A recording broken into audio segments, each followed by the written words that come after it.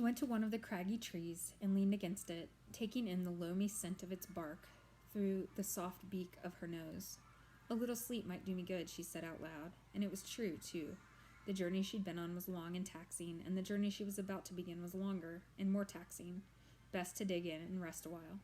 And so, as she often did when she wanted some peace and quiet away from home, the witch Zan transformed herself into a tree, a craggy thing of leaf and lichen and deep-grooved bark, similar in shape and texture to the other ancient sycamores standing guard over the small grove.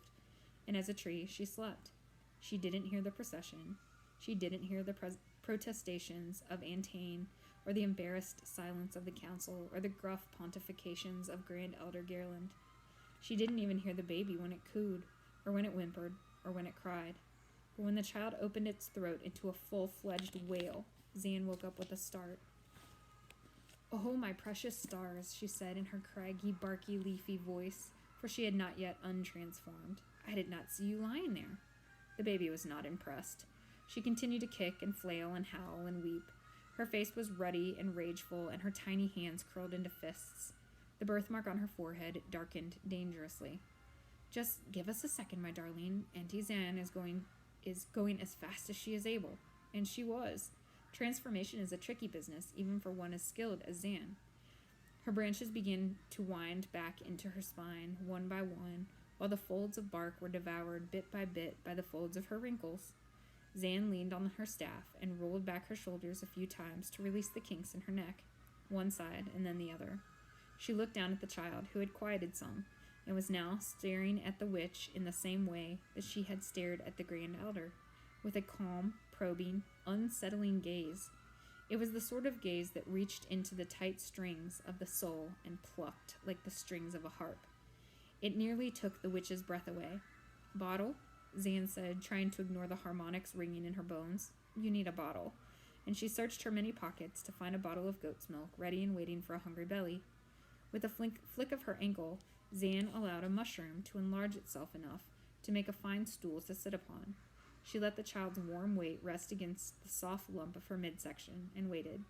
The crescent moon on the child's forehead dimmed to a pleasant shade of pink, and her dark curls framed her darker eyes. Her face shone like a jewel. She was calm and content with the milk, but her gaze still bored into Zan, like tree roots hooking into the ground. Zan grunted. "Well," she said, "there's no use looking at me like that. I can't bring you back to where you were. That's all gone now, so you might as well forget about it." "Oh, hush now," for the child began to whimper. "Don't cry. You'll love the place where we are going. Once I decide which city to bring you to, they're all perfectly nice, and you'll love your new family too. I'll see to that." But just saying so made an ache in Zan's old heart, and she was, all at once, unaccountably sad. The child pulled away from the bottle and gave Zan a curious expression. The witch shrugged. "Well, don't ask me," she said. "I have no idea why you were left in the middle of the woods. I don't know why people do half the things they do, and I shake my head at the other half, but I am certainly not going to leave you here on the ground to feed some common stoat. You've got better things ahead of you, precious child." The word "precious" caught strangely in Zan's throat. She couldn't understand it. She cleared the debris from her old lungs and gave the girl a smile. She leaned toward the baby's face and pressed her lips against the child's brow. She always gave the babies a kiss. At least she was pretty sure she did. The child's scalp smelled like bread dough and clabbering milk. Zan closed her eyes only for a moment and shook her head. "Come now," she said, her voice thick. "Let's go see the world, shall we?"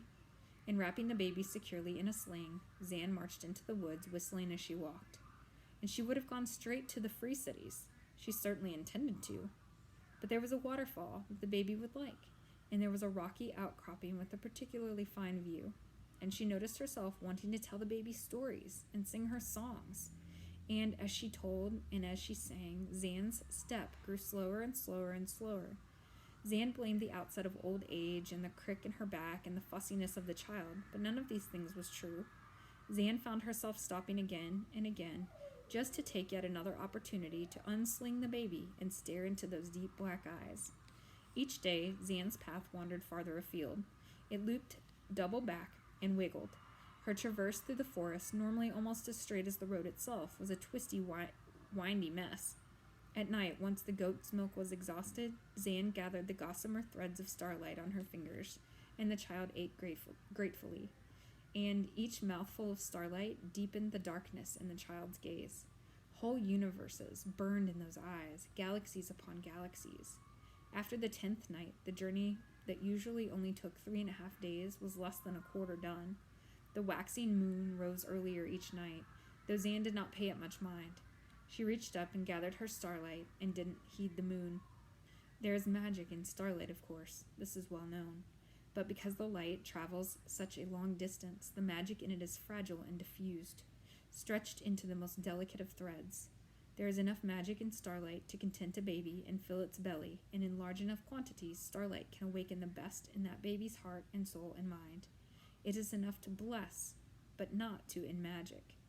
Moonlight, however, that is a different story. Moonlight is magic. Ask anyone you like. Zan couldn't take her eyes off the baby's eyes. Suns and stars and meteors, the dust of nebulae, big bangs and black holes and endless space. The moon rose, big and fat and shining. Zan reached up. She didn't look at the sky. She didn't notice the moon. Did she notice how heavy the light felt on her fingers? Did she notice how sticky it was? How sweet? She waved her fingers above her head. She pulled her hand down when she couldn't hold it up anymore. Did she notice the weight of magic swinging from her wrist? She told herself she didn't. She said it over and over and over until it felt true. And the baby ate and ate and ate, and suddenly she shuddered and buckled in Zan's arms, and she cried out once, and very loud. And then she gave a contented sigh, falling instantly asleep, pressing herself into the softness of the witch's belly. Zan looked up at the sky, feeling the light of the moon falling across her face. "Oh dear me," she whispered. The moon had grown full without her noticing, and powerfully magic. One sip would have done it, and the baby had had, well, more than one sip. Greedy little thing. In any case, the facts of the matter were as clear as the moon sitting brightly on the tops of the trees. The child had become enmagicked. There was no doubt about it. And now, things were more complicated than they had been before. Zan settled herself cross-legged on the ground and laid the sleeping child in the crook of her knee. There would be no waking her, not for hours. Zan ran her finger through the girl's black curls. Even now, she could feel the magic pulsing under her skin, each filament insinuating itself between cells, through tissues, filling up her bones. In time, she'd become unstable. Not forever, of course, but Zan remembered enough from the magicians who raised her long ago that rearing a magic baby is no easy matter. Her teachers were quick to tell her as much, and her keeper, Zosimos, I think that's right, mentioned it endlessly. Infusing magic into a child is akin to putting a sword in the hand of a toddler. So much power and so little sense. "Can't you see how you age me so, girl?" he had said over and over. And it was true. Magical children were dangerous. She certainly couldn't leave the child with just anyone. "Well, my love," she said, "aren't you more troublesome by half?" The baby breathed deeply through her nose. A tiny smile quivered in the center of her rosebud mouth. Zan felt her heart leap within her, and she cuddled the baby close. "Luna," she said, "your name will be Luna, and I will be your grandmother, and we will be a family." And just by saying so, Zan knew that it was true. The words hummed in the air between them, stronger than any magic. She stood, slid the baby back into the sling, and began the long journey toward home, wondering how on earth she'd explain it to Glurk.